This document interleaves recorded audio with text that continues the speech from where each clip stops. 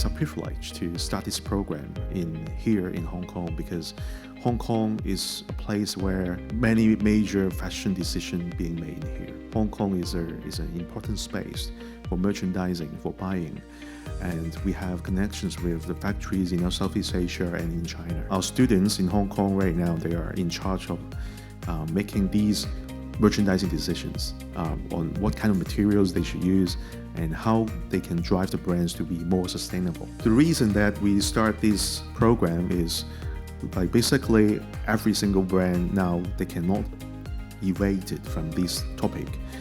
Well, when I have conversation with the industry people is how can we to do it in a way that we can really communicate well with our customers. So that's the demand there, and that's the reason that we start this program. And we are not just talking about fashion, we also talk about technology. So that's the reason why in the title we see the innovation keyword in here. And I'm going to show you that how our structure will help you to navigate through these challenges. The reason why fashion industry is under fire by many politicians and customers, because we are actually making a lot of goods. Sometimes they go straight to the landfill or go straight to the power plant, and it creates certain problem in our environment. And the circularity economy is the main reason that most fashion brand is trying the best to take part, because they don't want to be like labeled as a polluting brand. You don't want to be labeled as a polluting brand, you have to do something. And then the question is how? Fashion industry has been labeled as the second polluting industry in the world.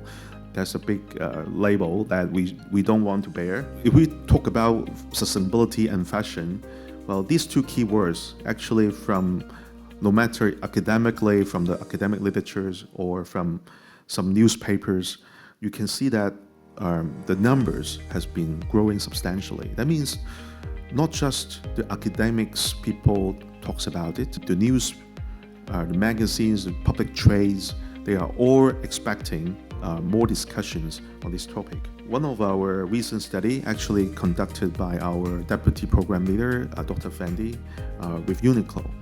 Uniqlo, we all know, well, world-renowned brand, and they know that if they don't do well, they will be like under big fires from the customers. They supported us to do a research recently. We also find that customers do care about sustainable fashion.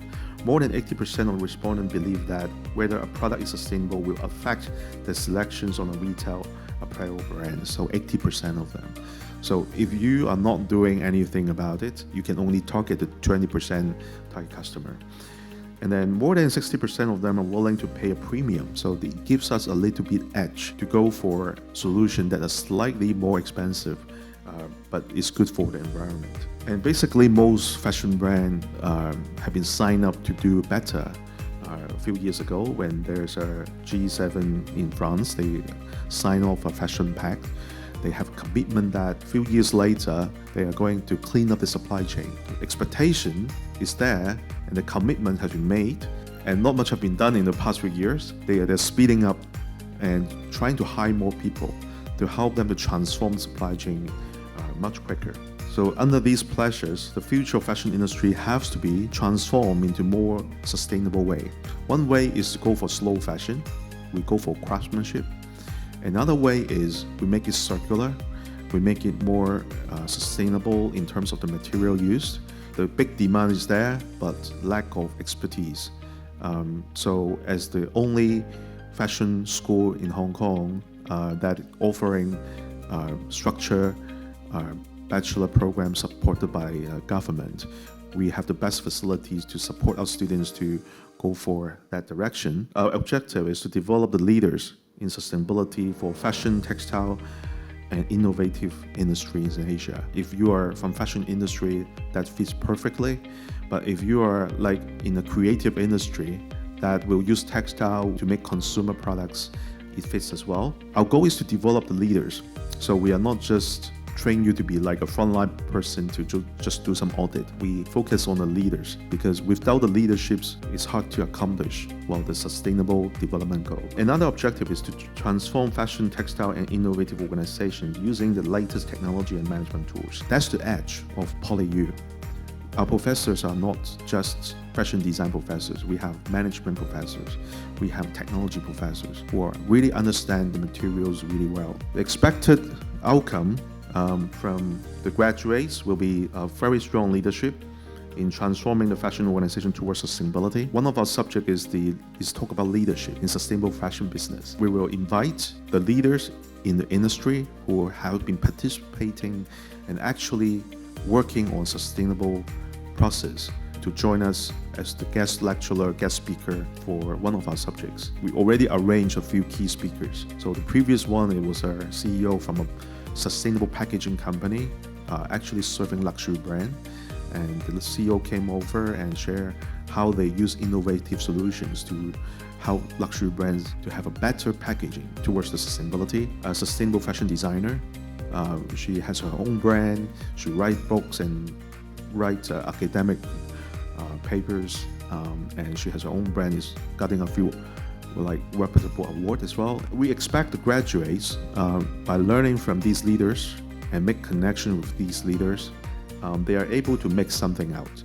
We are not expecting you learn something and just put it in you have a cert, that kind of thing.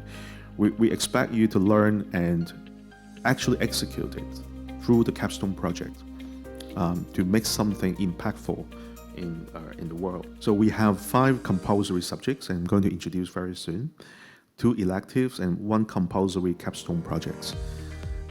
Altogether is 30 credits, and the credits per subject is 3, and the capstone project is cost with 9 credits. And the capstone projects will start right away once you join the program, and we will ask you to figure out a topic, and then we match you with the relevant professors.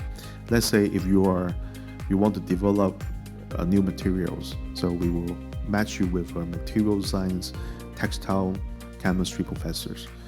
If you are talking about some labeling scheme that you want to develop, you want to make an app, we will match you with the expertise in digital technology. The requirement is simple. We want you to make something real. That's the key for the Capstone project. And the study mode is mixed mode. That means you can do it full-time or part-time.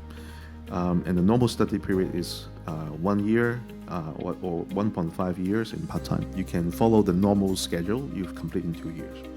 So the tuition fee is actually the same as our GFM program, which is 6,000 per credit. 180,000 is a really big bargain for such a program, which is unique in here. I would like to highlight one of the subjects that in here that worth your attention is the social and environmental compliance auditing for fashion supply chain. This is a subject that we align the content with the certification called RAP, the Worldwide Responsible Production System, which is a certification of auditing the social compliance and environmental compliance in fashion supply chain. And we have an agreement with them. They will support us to align the content. And the subject lecturer is actually one of the directors of a third-party laboratory in Hong Kong. We got the leaders of compliance to teach that subjects based on certifications that have been widely used in the fashion industry. I'm not sure in Europe, but at least in Asia, no other program have that. And we have many other electives that are covering some innovations and technology subjects. But also, we also share some electives with the Global Fashion Management program, so that you are not just meeting the sustainable fashion students, you can also have a chance to meet the GFM students. Okay, so this is a very good opportunity to expand your network. And this is the study plan. So we start with the leadership and research method, so that you are well prepared at the very beginning. And then in semester 2, you will have more technical subjects like life cycle assessment, and the compliance, and the Capstone project will start immediately. I think it's manageable, even you have busy schedule, and you will finish the whole submissions of your Capstone project in the summer term. So what can you do after you graduate? You can be the chief or senior sustainability officers. This kind of opening is getting more and more. ESG officers, specialists, sustainability managers, or you can be auditors. Okay, so if you find that the auditing subjects is really something you really want to pursue, you can carry on to take the exam from that certifications to become one of the auditors. And then you can be designers as well, because we have a subject called sustainable fashion design, and the branding and marketing experts. We have a subject called green marketing and green branding. So these are the job opening. You can find it from the jobs DB and IKEA, for example, although it's not fashion brand, but they are willing to disclose the scope 3 carbon emission data of the products. So they are driving the lead of being more transparent to the whole world, how they make things and the carbon footprint of the products. For local retailers, they also have sustainability officer. So you are not just working on a fashion brand, you can work on shopping mall. They're also concerned about sustainability. The highlights in here is this is the first program of this kind, and you are equipping yourself to meet the upcoming demands in the job market.